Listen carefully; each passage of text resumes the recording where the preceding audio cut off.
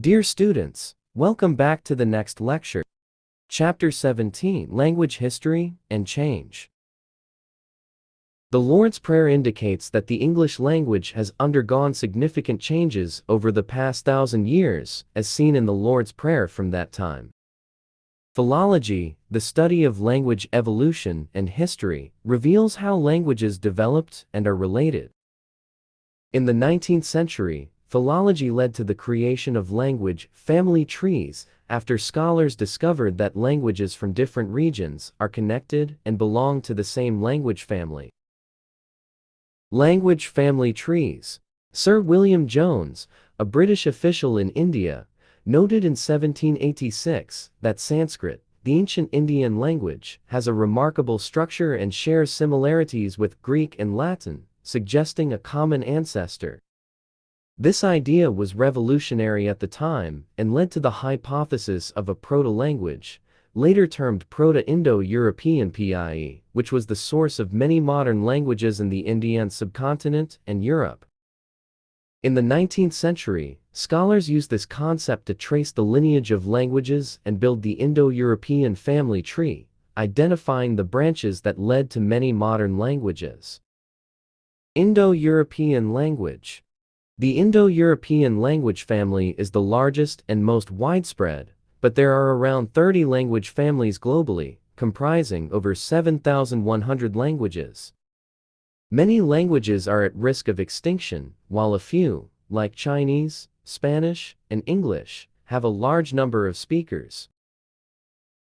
The Indo-European family includes diverse languages like Italian and Hindi, which seem unrelated.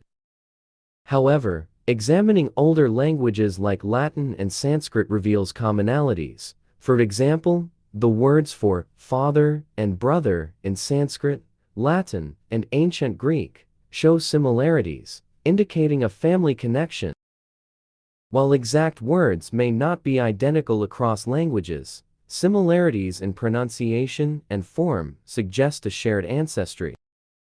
Cognates.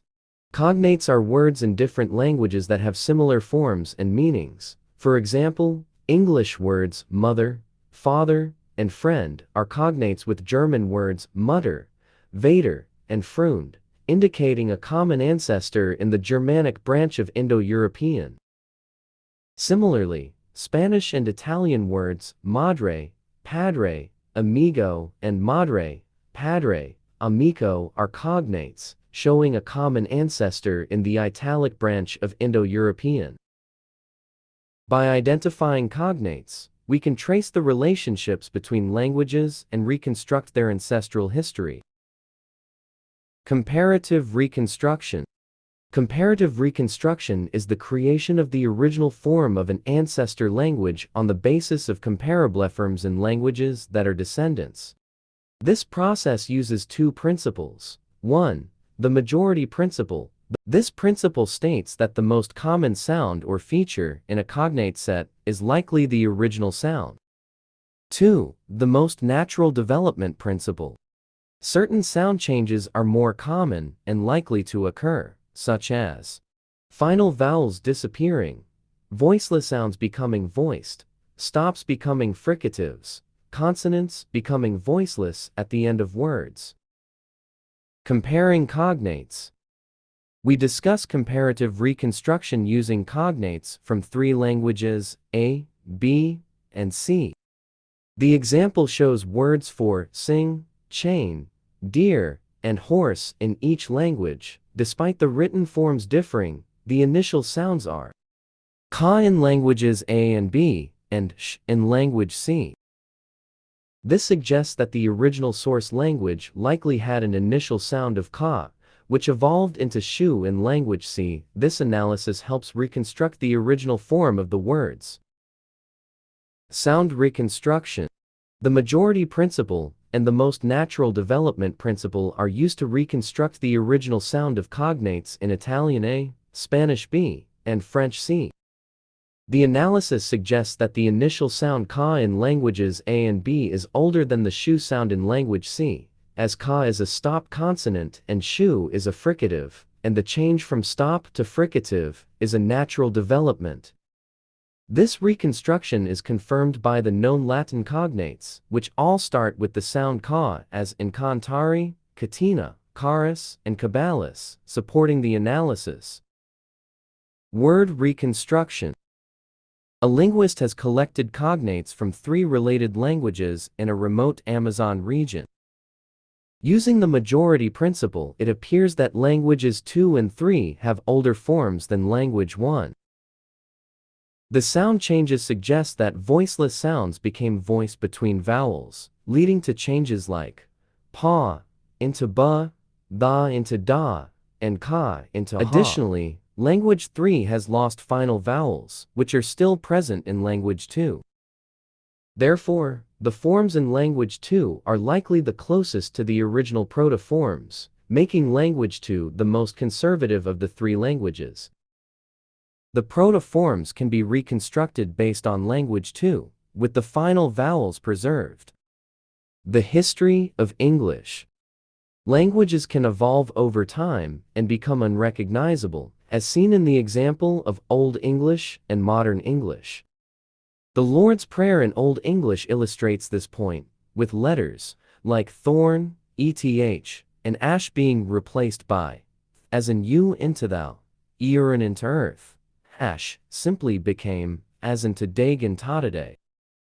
The history of English is divided into 4 periods: Old English before 1100s, Middle English 1100s to 1500s, Early Modern English 1500s to 1700s, and Modern English after 1700s, showcasing the significant changes the language has undergone. Old English. The English language originated from the Germanic languages spoken by the Angles, Saxons, and Jutes, who migrated to the British Isles in the 5th century. These tribes, known as Anglo-Saxons, brought their language, Old English, which evolved into Modern English. Many basic terms in English, such as man, woman, child, and house, come from Old English. With the conversion to Christianity from 6th to 8th centuries, Latin terms entered the language, including angel, bishop, and church. Later, the Viking invasions from 8th to 10th centuries introduced Old Norse words, such as give, law, and sky, as well as the names of weekdays and the term Yule, Christmas. Middle English. The arrival of Norman French in England in 1066 marked the end of Old English and the beginning of Middle English. French became the language of the ruling class, influencing English vocabulary, especially in areas like law, government, and cuisine. However, the peasants continued to speak English, leading to a divide between the languages of the nobility and the common people.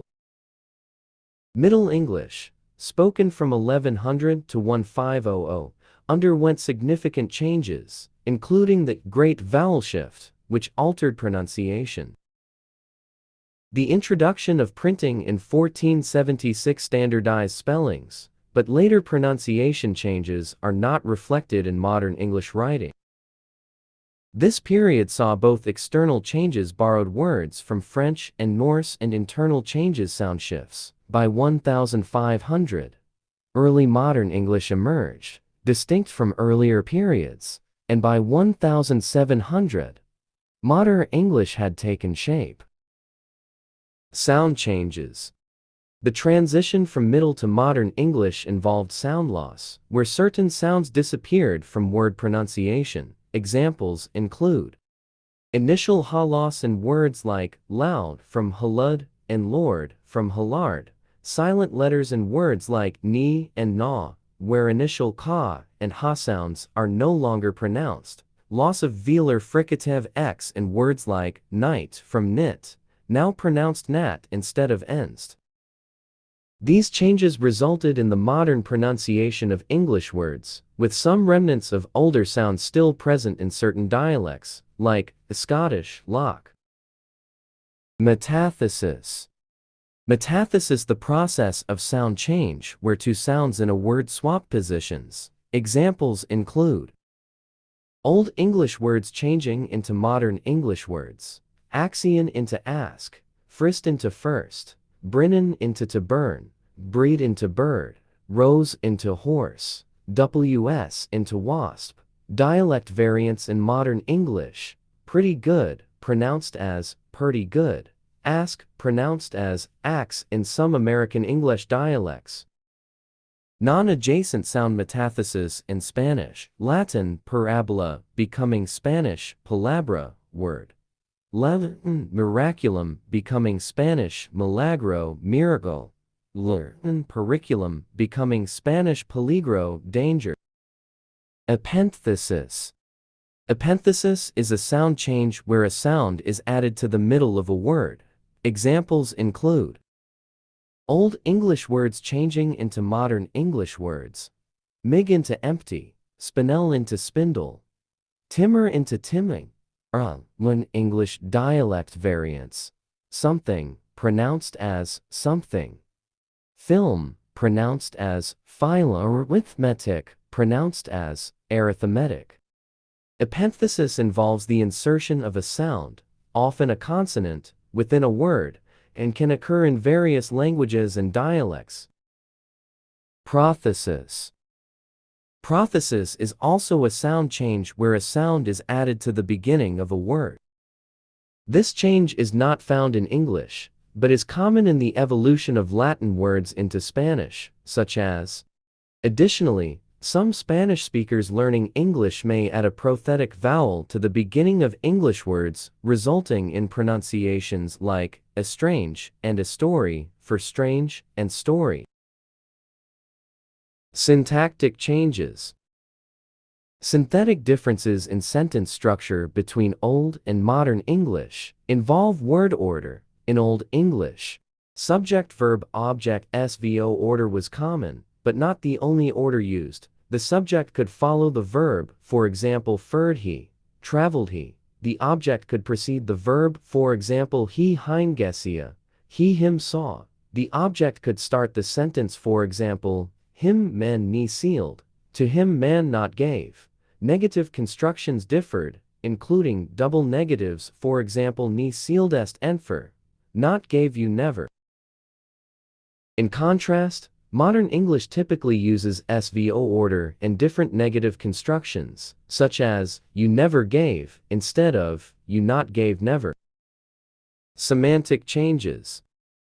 There are two significant semantic changes between Old and Modern English. Number 1. Borrowing. Many words have been borrowed into modern English from other languages, especially since the Old English period. Number 2. Obsolescence. Many Old English words have fallen out of use, such as foin, meaning the thrust of a sword, were, meaning den, except in the compound werewolf. Archaic expressions like lo, verily, and egad. Medieval sounding names like Bertha, Egbert, and Percival are less common in modern usage. These changes have contributed to the evolution of the English language over time. Broadening of meaning. Broadening is a semantic change in which a word is used with a more general meaning. Examples include holiday, evolving from holy day, religious feast, to a break from work. Foda, animal feed, broadening to mean all kinds of food. Luflik, loving, and herd, quick, developing more complex evaluative meanings, such as lovely, wonderful, and rather, preferentially. Dog, Old English doga, expanding from a specific breed to a general term for all breeds. This process shows how words can evolve and acquire new meanings over time. Narrowing of meaning. Narrowing of meaning is also a semantic change in which a word is used with a less general meaning. Examples include hund, Old English meaning any dog, but now hound refers only to specific breeds. Meat, Old English meaning any food, but now meat refers only to specific types. Wife, Old English meaning any woman, but now refers only to married women. Nice, derived from Latin necius, originally meant ignorant, but now means pleasant or agreeable. This process shows how words can evolve to have more specific or restricted meanings over time. Diachronic and synchronic variation. All the changes we discussed are gradual and continuous, which occurs through the process of war, or probably cultural transmission from one generation to the next. As each individual learns the language, they may adopt some elements precisely and others approximately, and may also introduce variations to distinguish themselves. This chapter has focused on diachronic variation, examining changes in language through history, while synchronic variation, which explores differences in language across different regions and groups at a given time, will be discussed in later chapters. We have completed Chapter 17. For study questions of this chapter, click the link below in the description of this video. If you have not subscribed to the channel, then do subscribe and like the video to support my work to keep it continued. See you in the next lecture. Goodbye.